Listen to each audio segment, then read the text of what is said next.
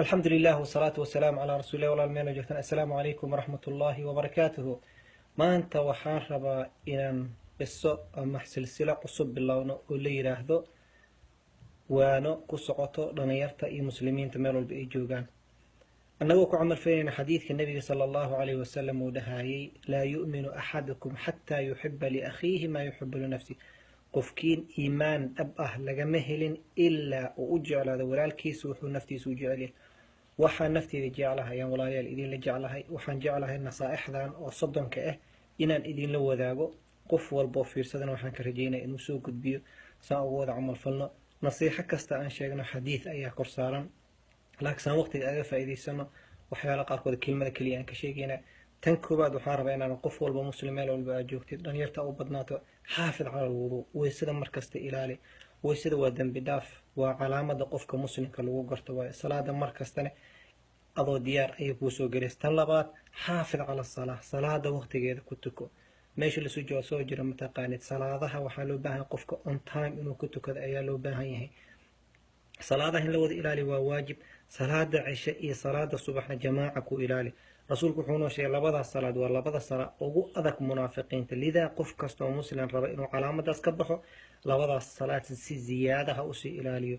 tan saddexaad salaada markaa ka baxda horyaha ka cararin fariiso.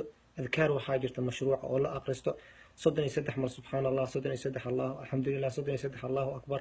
boqolki intaas waxaa laga in lagugu dembi dhaafo ayaa laga yaabaa. tan afaraad waa sunanta. salaada sunanteeda ilaali. salaada sunanteeda inaad ilaalisid 12 ragca maalin walba hadaad kutub guri ayaa jannada lagugu dhisaa. intaas kaliya ma ahan, waxaa kaloo sii ilaalisaa salaata leylka. salaada ugu fadli badan farad hadii laga tago waa salaata leyl.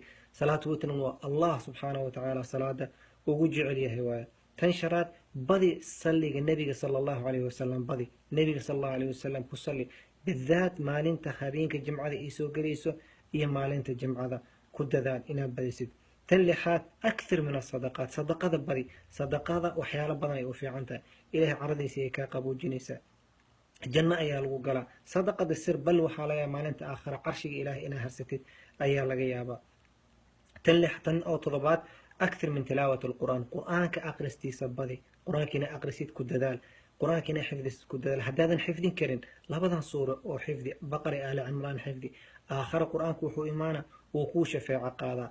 uqor kilmo kasta aqrisid waxaa ku helaysaa ajir ayaa ku helaysaa.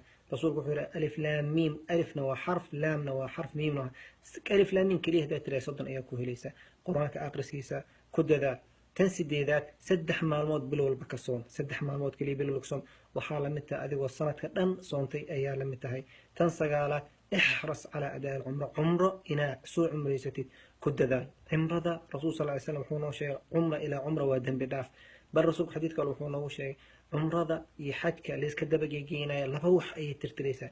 faqrigana way kaa tirtiraysaa, dembigana way kaa tirtiraysaa. tan ugu dambaysa oo tobanaad maanta aan kusoo gabagabaynayn waxaa ilahaysaa nim calaa tawba. intaadan seexanin maanta dhana waxaa soo samaynaysa mataqaanid habeenkiyaa la gaaray, marka tawba ku seexo. tawba la-aan ha seexanin. maanta waxaa soo samaysa mataqaanid 10 nasiixa aan sheegnay maanta ka faa'iidayso walaal. haddaa samayn jirtana sii wad, ha hilmaamin, siina gudbisay khayrka uu noo wada camimo kulligeena. waa idin jeclahay, khayrka idinla jeclahay. adigana walaalka khayrka la jeclaaw, siina gudbi. baaraka allah fiikum. waana 12 kale ayaa noo dhim, waa 30 waana waaye. baaraka allah fiikum. allah subxaana watacaala waxaa weydiisanaa qof walba oo dhageystay oo ku camal falay ilaah subxaana watacaala inuu ajarkiisa siiyo. qof kasta uu sii gudbin ilaahay inuu u dembi dhaafo.